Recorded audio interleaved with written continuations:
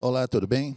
Mais um nosso podcast, Alexandre Corrêa, trazendo um imenso amigo, uma pessoa que eu adoro, uma pessoa que faz uma diferença para mim muito importante.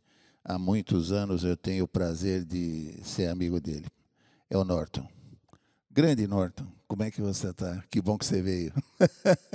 Eu estou trazendo de Norton, o nome dele não é só esse, é Norton Leibs, né? Mas, Norton, para os íntimos. Vamos lá, Norton. Obrigado por você ter vindo.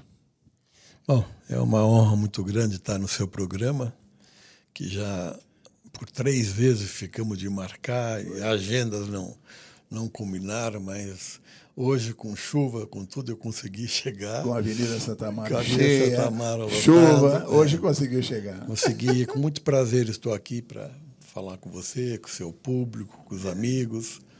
Que bom. Norton, aqui não tem roteiro, então não existe pergunta pré-condicionada. Sim. O que o pessoal vai querer saber, a turma que te conhece, é todo o começo, né? Hoje todo mundo te conhece, sabe o Norton, tal, sabe o que foi, mas aonde você nasceu? Vamos começar do início, vamos lá? Ok. Você nasceu aonde? O que houve? Eu nasci em São Paulo. Nome do pai, da mãe. Vou fazer uma enquete aqui. Nasci em São Paulo, mas eu fui acabar morando em Penápolis, interior de São Paulo, onde um avô meu tinha fazenda, e eu acabei vivendo lá até começar a minha adolescência. E lá em Penápolis, eu ia fazer pelo meu pai, eu ia muito ao banco. Na época, o banco que eu ia lá era o Banco Brasileiro de Descontos S.A. Então, eu ia pagar luz, pagar as contas. E eu gostava de ver o movimento bancário, como que era, tudo mais. E eu sempre fiquei com um sonho com relação de um dia ser bancário. Sério? Naquele tempo? Sempre. Quantos anos você tinha? Sempre tinha. Eu tinha 9 anos, 10 anos, entendeu? Bom, daí chegou aos 12 anos de idade, eu queria trabalhar, eu sempre gostei de querer fazer alguma coisa. E em Penápolis eu estudava, fazia lá o ginásio e tudo mais, e louco para ganhar uns trocados e tudo mais, eu fui vender doce no circo que tinha lá em Penápolis. Tinha um circo em Penápolis, você foi vender doce no circo? Eu fui convidado lá para... Porque o que acontecia de bom?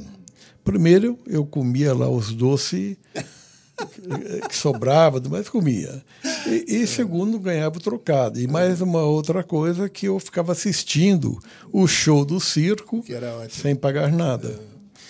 Daí, chegou uma hora, eu fui oferecer, e tinha uma professora minha lá do colégio, tudo mais estava lá, e falou: Norton, o que você está fazendo aqui? Eu falei: professor, eu costumo vir aqui de final de semana para vender doce.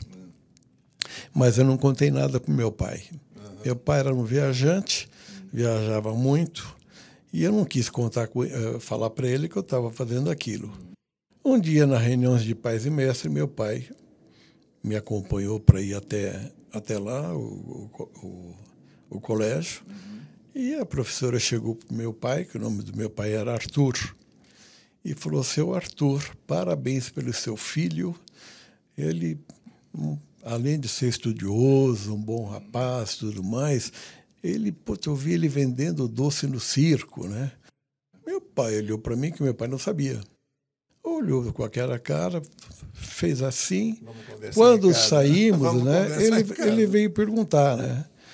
Daí eu falei: pai, eu prefiro muito mais estar vendendo doce em circo do que ficar dentro de casa, fazer serviço de casa, porque eu tinha uma madrasta. E a madrasta me fazia... Não, separados. Mas nós ficamos, eu e minha irmã, a Vera, ficamos então com o meu pai. Sim. Aí meu pai falou assim para mim: mas por que você... Não, porque daí eu tenho o dinheiro e tudo mais. Ele falou: mas você gosta de trabalhar? Eu falei: pai, é meu sonho trabalhar. Daí ele falou o seguinte: bom, vamos conversar com o Zezinho Guimarães. Zezinho Guimarães era um diretor na época, lá no Bradesco, na área de financiamento. E daí, que não era Bradesco ainda. não, era Era Banco Bradesco. Brasileiro de Desconto S.A. Isso desde o início lá. Tá? Eu que falei Bradesco, mas era banco. Mas era Bradesco Financiamento, da área dele. Bom, enfim, resumindo aí, eu entrei no Bradesco com 12 anos, com ordem de juiz, que naquela época tinha até ordem de juiz. Entrei com 13 anos incompleto. E foi minha maior alegria do mundo. Foi a melhor coisa que eu fiz, porque eu fui aprendendo com meus amigos, Que função que você entrou? maiores, aprendiz de contínuo. Uhum. Aprendiz de contínuo. Aprendiz de contínuo. Eu tive um padrinho muito especial que me ajudou eu a entrar no banco, que era o senhor Laudo Natel, que acabou sendo governador do estado de São Paulo por 2 vezes, uma pessoa maravilhosa, que eu devo muito. E eu, então, comecei a trabalhar. Era da área lá? Ele estava lá naquela época? Ele era diretor já. É diretor do Bradesco. Era diretor do Bradesco. Era um homem que inaugurou muitas agências. E o seu Laudo Natel tinha muito medo de andar de avião, de helicóptero. Então, ele fazia tudo de carro. Todo o interior de São Paulo, ele inaugurava. Daí, eu comecei a ir crescendo na organização, gostando, porque tinha meus amigos mais velhos que ficavam brincando comigo, me fazendo gozação. Eu tinha de subir escada 10 andares para pegar uma máquina, que aquela máquina não podia ter diferença, que era uma máquina de... Eles falavam que era uma máquina de contar, de apontar diferenças. Assim? Mas não podia chacoalhar muito. Então, daí um está querendo me mandar para o 10º andar, e eu fui andando pelas escadas para chegar, para entregar. Mas foi coisas tudo ótimas, que eu aprendi aquilo e fui gostando. A vida foi te ensinando. Eu tinha lá meus 14 anos já nessa época, eu saía com meus amigos mais velhos, íamos passear. Eu já trabalhava na agência na 15 de novembro, que era a antiga matriz lá. E daí eu verificava, saindo com ele, fui aprendendo como que eram todas as coisas. Então, foi uma alegria muito grande. Daí eu fui continuando a minha carreira. E eu tinha uma coisa na minha cabeça que sempre é uma coisa que Deus me fez eu ter. Se eu era para ser contínuo, eu tinha de ser o melhor contínuo de todos. Exatamente. Então, não importa. Se tinha de ser faxineiro, qualquer coisa que eu tinha de ser o melhor. E procurava sempre... O que você estava fazendo o melhor que você pudesse. Eu procurava fazer o melhor. E assim, com isso, no meu modo de ser e tudo mais, eu tive muita sorte, que daí os meus chefes, as senhoras, começaram a me pôr assim como o garoto, como protegido. Mas aí eu não acho sorte. A turma fala sorte e tal, você está no lugar certo na hora certa. Mas eu não acho sorte. Eu acho que é uma pessoa que trabalha, que se dedica, que tem... Do modo geral sobe, né? Quer dizer, não, mas não tem um patrão que manda embora um bom funcionário, é difícil. Mas acontece o seguinte, tem mérito próprio, existe uma proteção divina. Ah, sim, sem dúvida. Existe uma proteção. No lugar certo, na hora certa. Porque tem tantas pessoas que trabalham e não conseguem. Então, eu acredito muito no destino, acredito que haja muito uma coisa lá dos céus para lhe proteger, porque eu acabei pulando um pouco mais rapidamente. Eu fui crescendo, acabei sendo diretor regional. Eu fui diretor de várias regionais aqui em São Paulo. Tive a felicidade de conhecer o São Paulo todinho. Eu até brincava com amigos, eu conheço tanto, porque eu ia com motorista. Eu conheço tanto São Paulo, se um dia eu sair do banco, se eu for motorista, eu vou conhecer fácil. Está preparado. Porque não tinha o WhatsApp aí, né? O WhatsApp não tinha o Waze. Bom, e daí eu fiquei trabalhando naquilo e sempre fui gostando.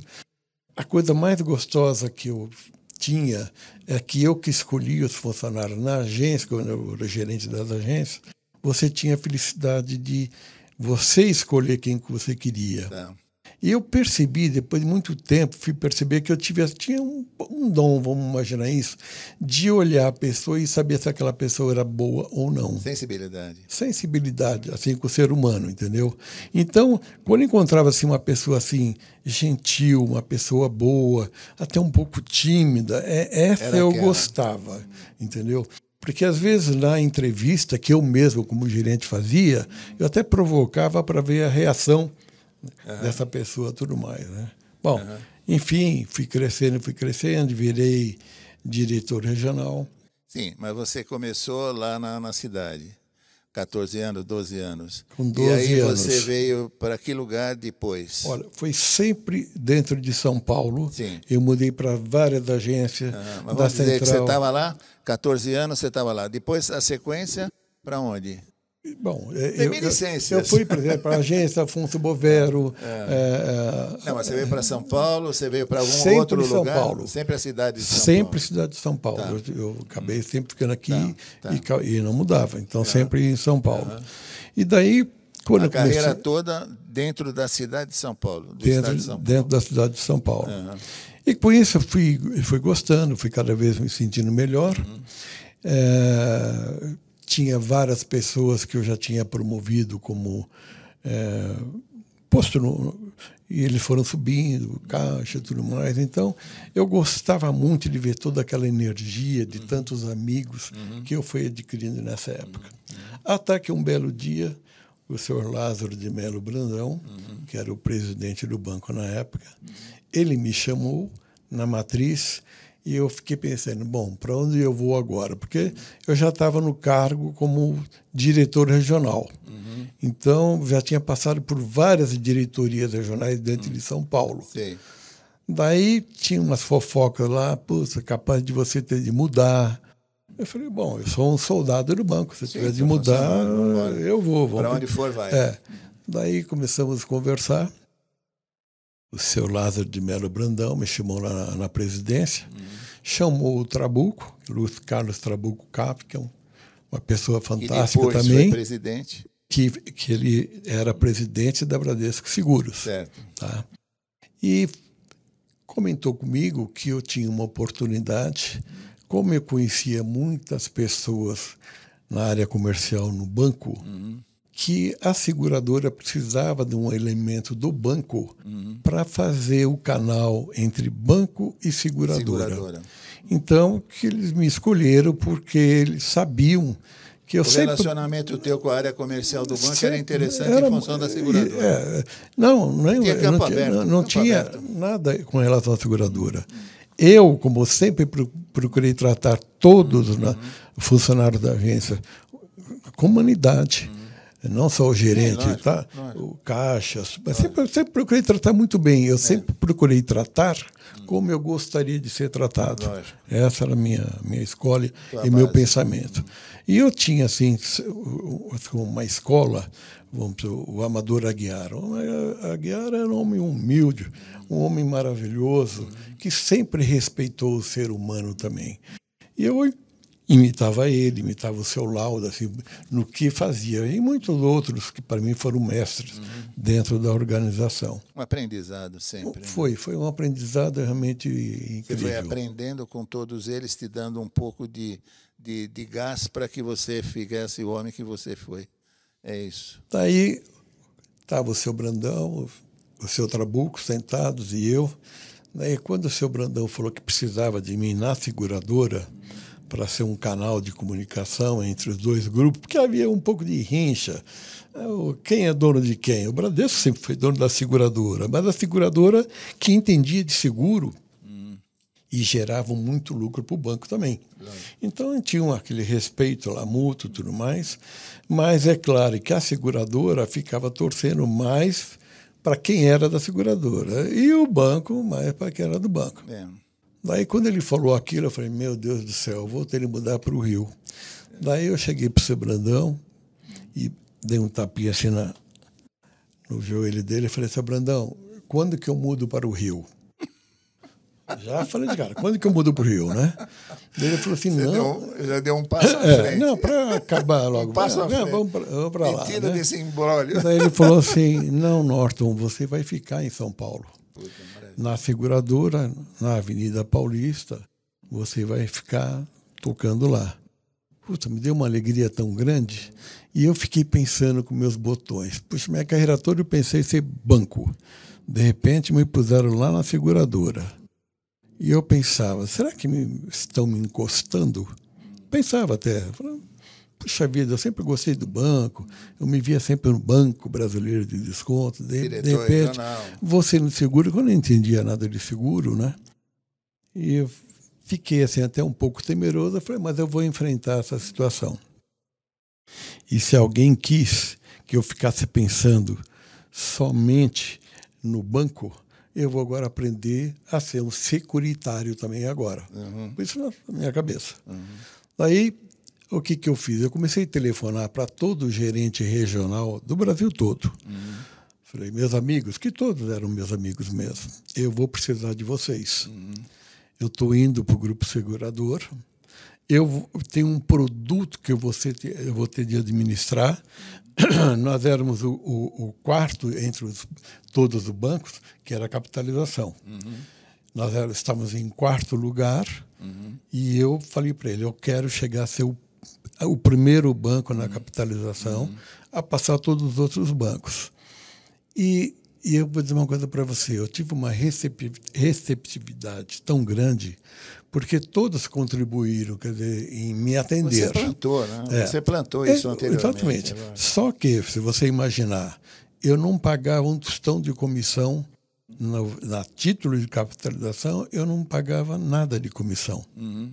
E outros produtos na seguradora pagavam comissão. Seguro de auto, seguro de saúde, enfim, tudo isso tinha. E quem tocava era o pessoal da seguradora. E eu, no grupo segurador, mas do banco, tocando a capitalização. Com isso, Deus foi me dando aquela luz, aquelas coisas, com relação a bolar produtos para a capitalização. Porque a capitalização não é um produto assim de gerar receita, lucratividade para quem compra. Ela dá oportunidades para o cliente que comprar ele se tornar um milionário ganhando prêmios grandes que paga. Mas você ficando até o final do período, se é 2, 3, 4, 5 anos, você recebe 100% do capital mais a correção monetária. Desse período. Do período todo. Período que então você não perdeu, você deixou o dinheiro encostado lá, não perde. E para nós vamos trabalhar com recursos e tudo mais, e gerar. Isso foi crescendo, foi crescendo. Um dia me deu o estalo de produtos socioambientais. Daí eu fui falar com a Viviane Senna, fomos fazer um produto ligado ao Ayrton Senna, fomos falar com um produto que eu amei muito da SOS Mata Atlântica, com relação a produzir recursos para a SOS Mata Atlântica, das tartaruguinhas, um projeto Tamar, nós também participamos. Patrocinando isso. Isso. E então, como eu comecei a vender muito, então eu repassava para o SOS Mata Atlântico, o Instituto Ayrton Senna. Sim, uma parte ia para lá. O câncer de mama no alvo da moda ia um pouco para lá. E isso comecei a ganhar muitos prêmios com relação a isso. E eu ficava muito feliz, porque quando os prêmios maiores de 500 mil, 1 milhão, eu fazia questão de ir entregar esse prêmio pessoalmente. Né? Então, eu viajava o Brasil todo. E eu me deliciava com as histórias. Era muito engraçado. E o prazer de fazer o bem, né? Sim, mas era gostoso, porque a pessoa chorava e eu acabei chorava também, entendeu? Eu tinha uma pessoa de uma não sei se era metodista, o que era aquela. Ela começou a rezar, e graças a Deus, Pai. E eu estava junto também, eu falava também, graças a Deus, Pai. Não era eu que estava ganhando, era ela. Mas você estava tão feliz quanto. Eu ficava tão feliz com aquilo. Você sabe que tem tantas histórias até tão comoventes que até uma vez uma pessoa, Norton, faça um livro, escreva dessas histórias. Tem histórias incríveis. Você chegou a fazer? Não. Eu acabei ainda não fazendo. É uma Quem ideia, sabe é uma ideia, é uma ideia. É uma ideia. Por né? que não? Não, já falaram para eu falar um pouco da minha vida no banco, Por que não? Por que contar não? minha história, mas eu tenho medo Mas de essa contar. história, não, essa A minha história. Deixa o banco. Eu tô falando, a capitalização. Pô, é fazer o bem. Sim, Quer dizer, isso claro. aí vai motivar outras pessoas a ter uma conduta como a tua. Isso é importante. Quer dizer, você vai fazer o bem duas vezes, né? Sim. Eu penso isso. Quer dizer, o banco é o banco comercial, tá, tudo bem, né? Carreira, isso é pessoal. Mas o que você fez no trabalho da capitalização, distribuindo benesses para quem precisava, isso motiva até um sujeito de coração mais duro a fazer o que você fez. Quer dizer, isso aí é interessante. Pensa nisso. Tá. E aí? Mas daí eu comecei a fazer, entregar todos os prêmios, comecei a ficar cada vez mais feliz, entendeu? E eu viajava muito, então, no Brasil. Eu viajava praticamente todo final de semana, porque daí eu ia entregar prêmios, eu já ia motivar pessoas fora, mas destinos longe do Brasil eu ia. E aquilo me deu muita alegria de poder fazer, de conhecer o Brasil todo. Daí eu pensei um dia, eu rezei a Deus agradecendo, porque quando o seu Brandão falou, você vai para o grupo segurador, eu fiquei com receio que eu ia me perder os meus amigos. Eu falei, puxa vida, agora eu vou perder os meus amigos. O que eu faço? Mas, de repente, aumentaram o número de meus amigos, porque daí não ficou só meus amigos de São Paulo. Eu acabei ficando amigo de todo o Brasil. Eu comecei a ter amigos. Sim. Que até hoje eu falo com eles. Me dá uma alegria muito grande. Você difundiu a amizade para mais gente. Sim. E isso eu conservo. Você já tinha o que era o trabalho teu do Bradesco. E eu conservo até hoje essas amizades. Eu tenho amizade há mais de 40, 50 anos na organização. E uma coisa que eu gosto de fazer é que o banco cresceu muito e muitas pessoas muitas vezes se perdem o que vou fazer num tal problema. Então, o que acontece? A pessoa me liga, às vezes, 10 anos depois, Norton, você lembra de mim? Eu fui seu... Às vezes a gente nem lembra. Eu não lembro, seu cliente em tal agência, e preciso de um favor, não sei com quem eu falo, tal. Daí eu pensei uma coisa que o seu Brandão me falou. Eu podia simplesmente falar, estou fora do banco há muito tempo, não tenho nem como ajudar. Mas seu Brandão, quando eu saí do banco, ele chegou para mim e falou o seguinte, Norton, você conhece muita gente, você se relaciona muito bem, você entrou no banco praticamente de calça curta, daí com seus 12 anos de idade, então eu gostaria que você continuasse ajudando as pessoas que te ligarem, que for falar com você, ou pedir qualquer coisa, procure ajudar. Isso mesmo depois da saída do banco? Não, depois que eu saí do banco. Tá. E se você precisar alguma coisa aqui, pode ligar até para mim. Então, aquilo eu guardei tanto aquilo que eu me sinto feliz até de poder ajudar, entendeu? Isso, muitas coisas. O senhor Lázaro Brandão está vivo? Não, ele já faleceu. Faleceu, Lázaro Já Brandão? faleceu. Há uns 3 anos, 4 anos. Mas foi um grande homem. O seu Amador Aguiar escolheu muito bem. Ele seguiu bem a cartilha lá do seu Amador Aguiar. Depois deu a continuidade, o Trabuco também, que foi outro fiel ao banco também, entendeu? Hoje foram é o presidente... grandes diretores, né? Sim, grandes diretores. Deu para aprender muita coisa com e levaram o banco pessoas. para uma altitude bem gostosa. Né? Exatamente. Foi primeiro lugar sempre em tudo. Né? Sim. E depois teve que sair do banco... A idade pesa. A idade é automático, né? Não tem como. Você foi para a iniciativa privada, eu acho. Aconteceu, eu não costumo contar isso para muitas pessoas, mas aconteceu um negócio muito interessante que o seu Brandão, o dia que ele me chamou para despedir, junto com o senhor Trabuco, né? O seu Brandão falou o seguinte, Norton, você está saindo pelo problema do estatuto.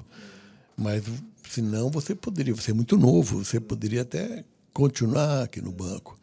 Então, a gente gostaria de deixar a porta aberta do banco para você.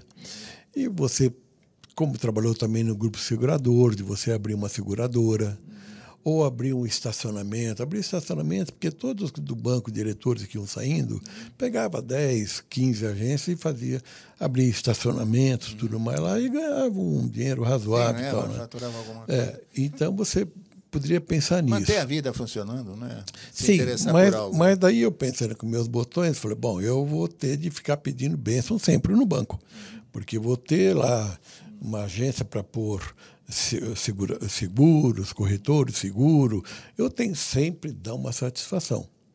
E eu senti que eu sempre tive muito sucesso na organização, sempre tive muito sucesso. Eu falei, puxa vida, sair disso e ter de voltar a isso, a ter de receber ordens de outras pessoas, quem sou eu? Eu pensei, né?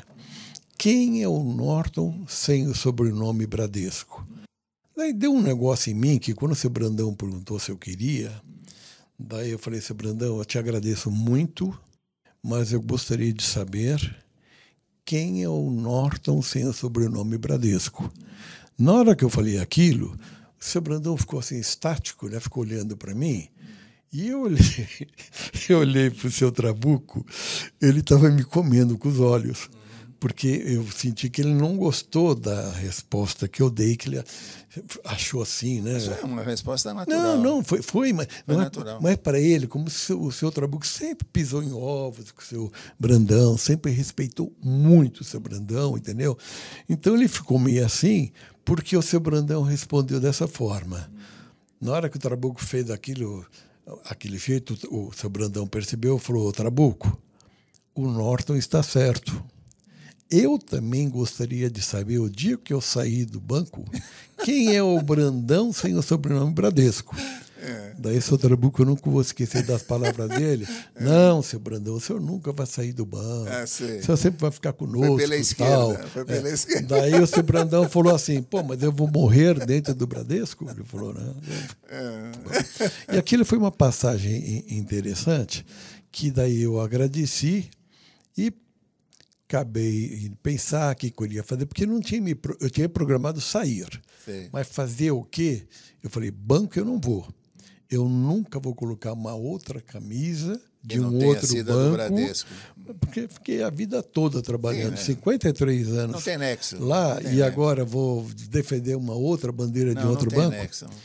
Daí eu acabei recebendo convites de outros bancos, eu agradeci, mas falei que eu não queria mais a carreira bancária, ia pensar em fazer outra coisa. Foi quando surgiu daí uma oportunidade que eu tenho 2 filhos homens e tenho uma filha, a Juliana, mas o meu filho mais velho, que é Norton Aguiar Labes, que eu chamo ele de Tom, para não fazer confusão com o meu nome. O Tom, nessa época, ele era sócio de uma indústria de suplementos vitamínicos. Sim.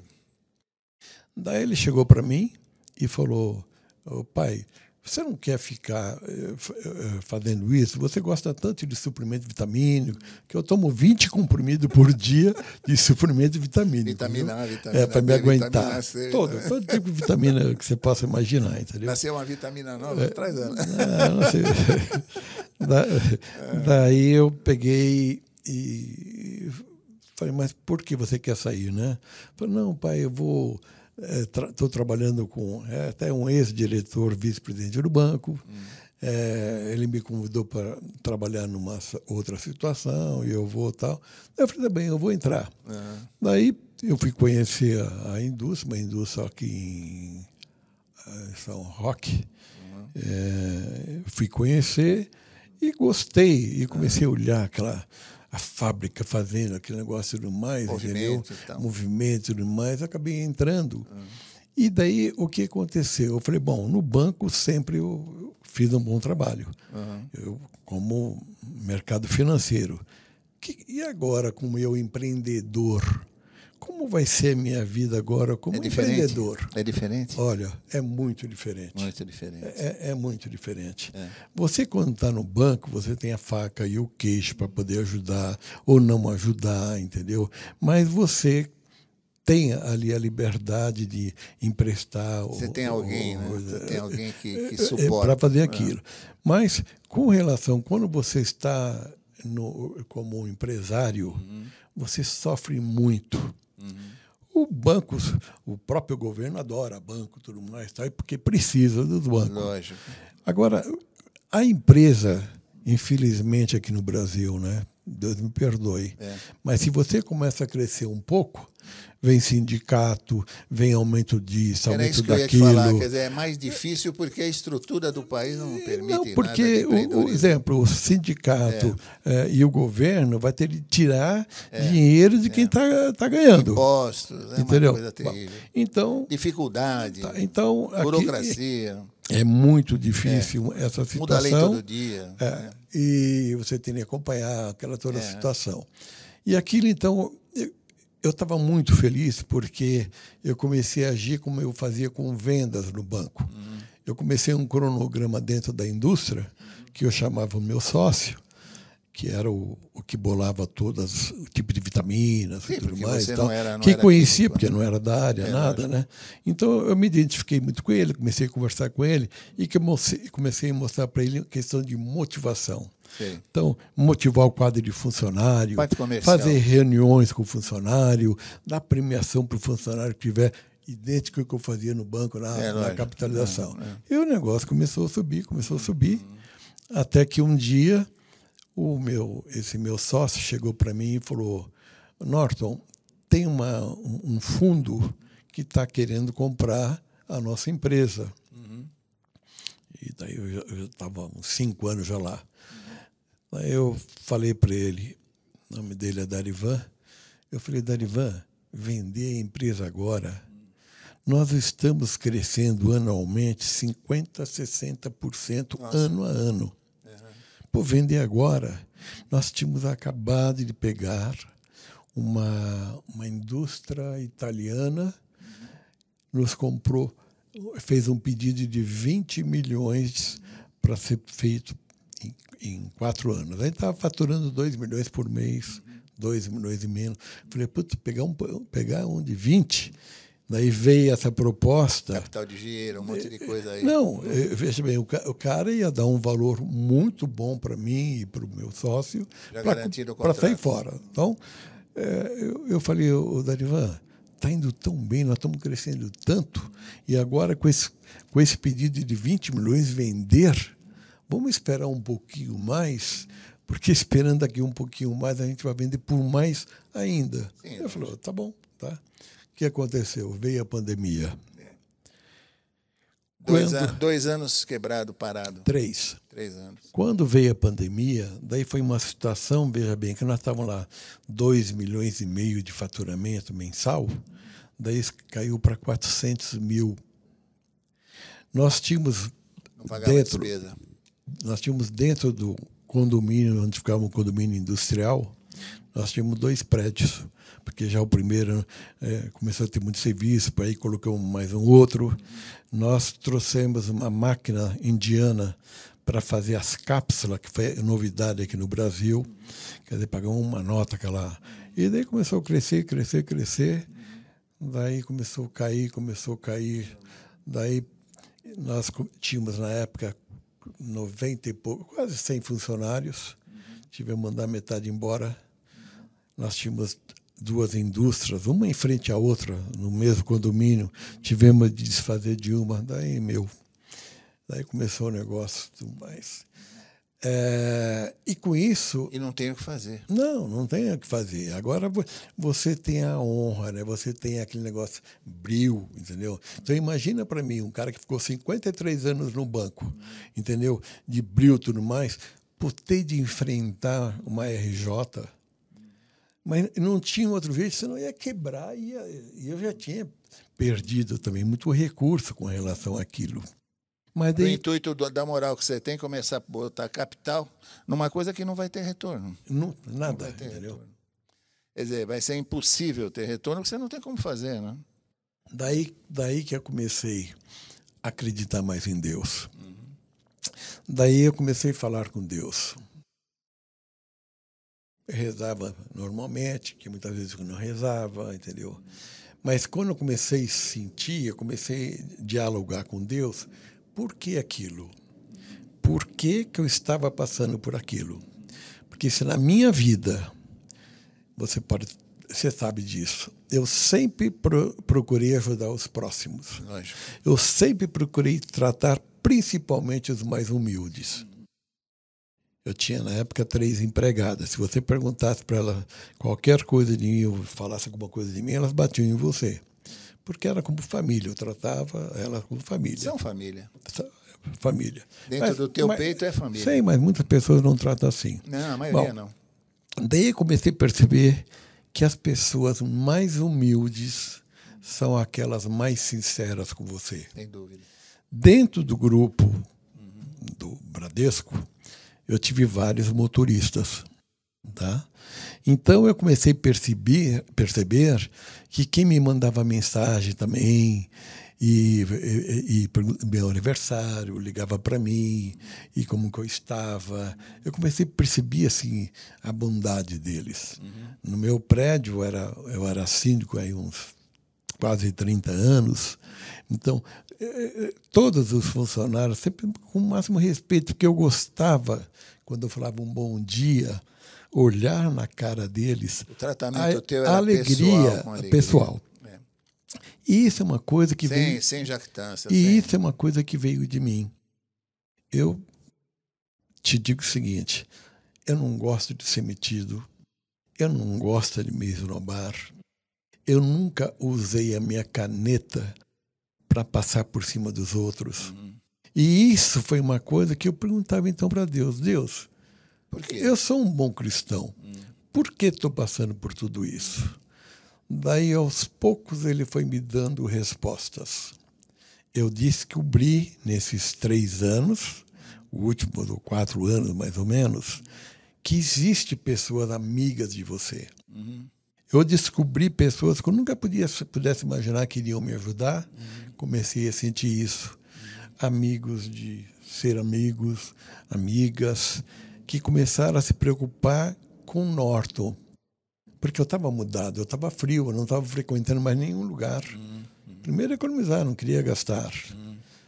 E eu tive muitas decepções, que quando fui atrás para pedir dinheiro emprestado, e tendo garantia, tudo mais, as pessoas fugiam de mim como se eu estivesse doente. Então eu ia explicar, a pessoa falou, não, Norte, eu vou ver se te empresto. Eu sei o que você está falando. Eu falei assim, é 4, 5 meses só. Eu sei o que você está falando. Daí a pessoa falava assim para mim, Norton, eu vou pensar com calma, daqui a 3, 4 dias eu te dou uma resposta. Ok. Passava uma semana, 10 dias, sem resposta nenhuma. Outras que eu perguntava, que eu sabia que tinha recurso, que podia me emprestar. Eu estava dando cheque, nota promissória, mas mais para não deixar ninguém sem receber. Daí a pessoa, Norton, olha, quem está mexendo com o meu dinheiro... Honrar o teu princípio. É minha filha, é o teu princípio. Ou é o meu filho. Eu nem estou mexendo mais com isso, entendeu? Entendi. Então eu comecei a perceber que a amizade, nesse sentido, quando se fala em dinheiro, acaba. É uma coisa muito ruim. É degradante para quem pede e para as pessoas.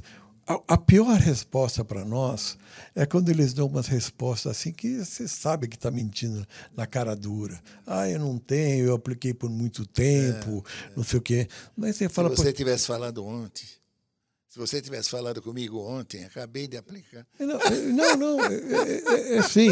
Mas eu não imaginava. Bem-vindo ao grupo. Mas eu não imaginava. Você sabe que é mentira. Eu não imaginava que isso acontecesse. Sente mal, né? Porque, para mim, qualquer pessoa que tivesse necessitado, eu ajudava. Lógico. Eu ajudei muitas pessoas. Eu sei. Eu perdi dinheiro com muitas pessoas, mas não me importo. Eu tinha condição naquela época de emprestar. Você entendeu? Então, eu digo o seguinte... Deus existe, Deus está abrindo as portas para mim, Deus está cada vez mais me ajudando, Deus me ensinou tantas coisas importantes na vida que você precisa saber que você está de passagem, que dinheiro não traz a felicidade. Ela pode ajudar, claro, ajuda, mas para você ser feliz, você pode ver um casal pobre sendo muito mais feliz do que um casal muito rico. Então, isso tudo fui aprendendo e agradecendo quais são aqueles amigos verdadeiros, quais são as pessoas que realmente gostam de você. É uma coisa que você vai dar risada. Eu estava assim numa situação difícil, tudo mais, assim, para pagar um compromisso que eu não queria que protestasse. E estava me faltando, para dar risada, 15 mil reais, mais ou menos. Eu falei, puta, eu estava com vergonha de pedir para algum ex-diretor, ex-colega, porque já levei tanto não, entendeu? Aí eu estava chateado. Você se sente mal, inseguro, né? Daí o zelador do meu prédio, que eu que coloquei ele para ser zelador, na época eu era síndico e tudo mais, tal. Ele tem bastante intimidade comigo, eu encontrei com ele. Ele falou, seu Norton, você está chateado? Não, nada, não sei o que tal. Não, o que houve? Não, ele tinha recebido um aviso lá de cartório, né? É aquele problema da cartório. Eu falei, mas vai dar um jeito. Quanto que é?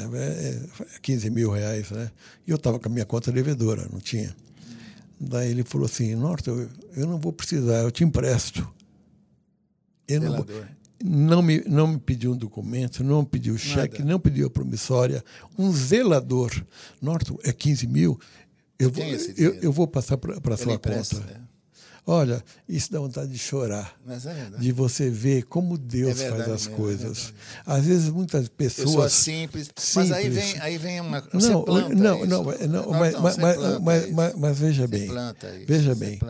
Tem pessoas que passam pelo zelador, pelo faxineiro, nem cumprimentam. Você entendeu? É isso que eu estou falando. Tá. Você planta isso. Então, a resposta dele é em função do que você tinha falado com ele. O que vale mais para mim... Tratamento que você deu para esse quando cidadão. Eu falo assim para ele, um bom dia... Ele, seu Norton, bom dia. Tá? Então, ele já te emprestou dinheiro antes, você entendeu o que eu quero dizer? Não? Ele predispôs, o Norton é gente finíssima. Isso é uma coisa que eu digo... Olha, família boa essa do Norte. É maravilhoso isso, porque eu manjo bem isso. A gente começa a entender ciclo familiar, entendeu? Às vezes você está com problema, de repente a sua esposa está com problema, de repente os seus filhos, eu tenho 3, estão com problema. Daí você começa a ficar indignado de perguntar para Deus, se eu sou um pecador, se eu estou errado, por que prejudicar minha mulher? Por que prejudicar os meus filhos? São todos bons e são mesmo, são meigos, você conhece, inclusive, são pessoas boas, pessoas que só querem o bem. Eu falo, Deus, isso quando rezando assim à noite, né, ou de manhã, né? Deus, por que isso? Por que você está fazendo isso comigo? Quer fazer comigo para te tirar da minha vida. Mas não prejudique a minha mulher, nem os meus filhos, nem meus netos. Mas daí você vai aprendendo as lições. Você vai vendo como Deus é justo, como Deus é perfeito. As coisas vão se alinhando. Porque, veja bem, eu tenho uma saúde de ferro. Meus filhos, todos têm saúde de ferro lá. Graças a Deus, todos estão muito bem. Tenho garra de trabalhar, eu gosto de trabalhar. Eu vejo meus mestres antigos trabalhando feito malucos, entendeu? Naquela época, o Bradesco cresceu tanto, porque teve lá um Edson Borges, o seu Troncoso, tantas pessoas que se dedicaram totalmente ao banco. Então, olha, vou dizer uma coisa para você. É muito bom você ter a oportunidade de estar perto de pessoas boas, de você conhecer pessoas boas.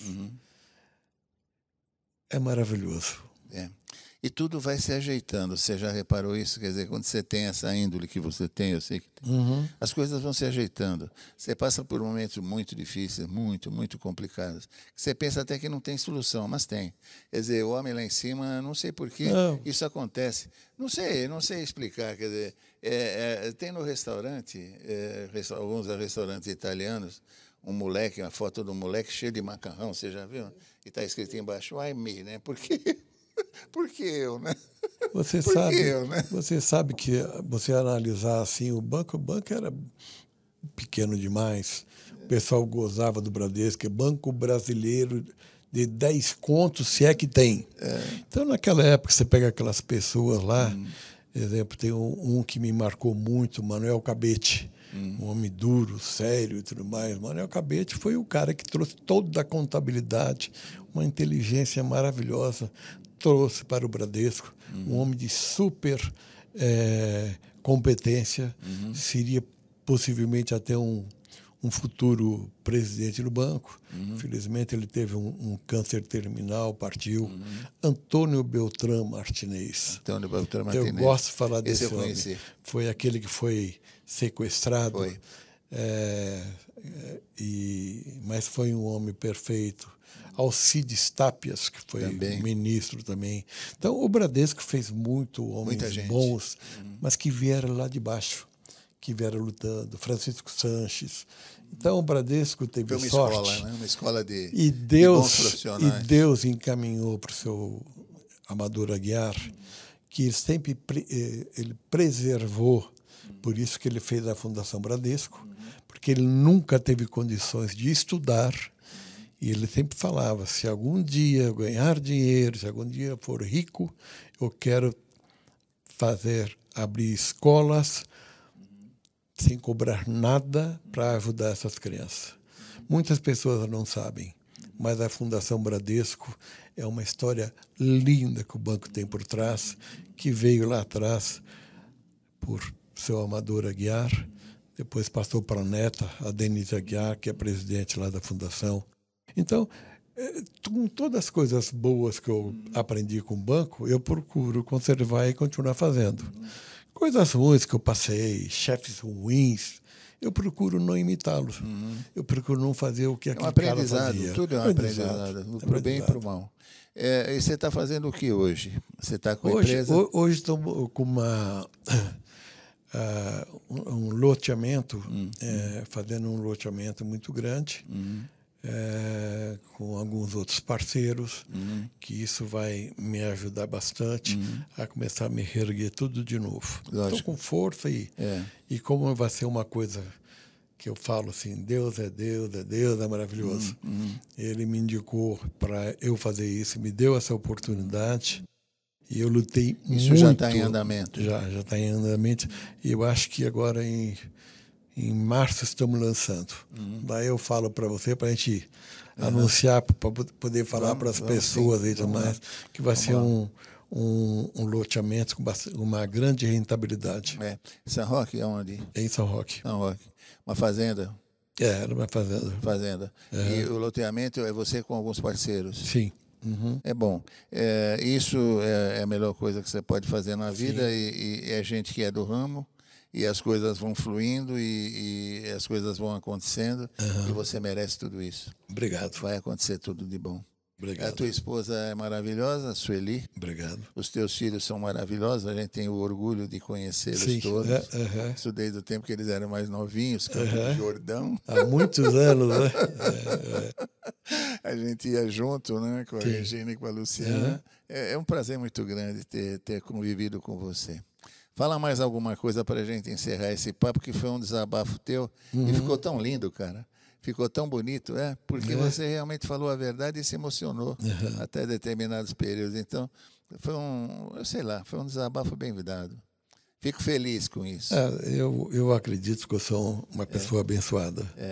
Eu acredito que eu tenho um espírito protetor. Você é especial. Muito grande. Eu tenho meus anjos da guarda também. E eu tenho, acima de tudo, muita fé. Você sabe que Deus, às vezes eu estou assim, eu vou dormir triste, chateado, o que eu vou fazer, não sei o quê. No dia seguinte acontece uma coisa boa, Deus me tirou daquela situação. Olha, juro, não é uma vez não, foram várias vezes. Várias vezes, entendeu? Eu penso também... E o pior de tudo, que a minha história no banco, porque alguém fala, o Norte trabalhou 53 anos lá no banco, ganhou muito dinheiro, como ele não tem dinheiro? Porque daí as pessoas pensam que eu estou enrolando. Pô, tu ia falar com o banco, pô, mas o cara é rico, é poder de rico, pô, entendeu? E ninguém sabe que você pode passar por privações, Lógico, entendeu? sim. Então, só aquele que passou, você sabe. passou, você Estou sabe, passando ainda. que consegue entender isso.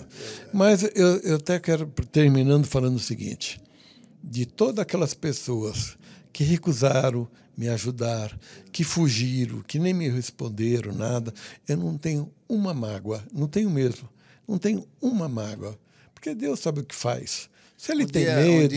vamos fazer uma proposta aqui. Um dia que tudo terminar, Sim. por exemplo, que esse negócio dê certo e vai dar, porque Vai dar o homem certo. está no comando. Quando o homem está no comando, não tem como ir para trás.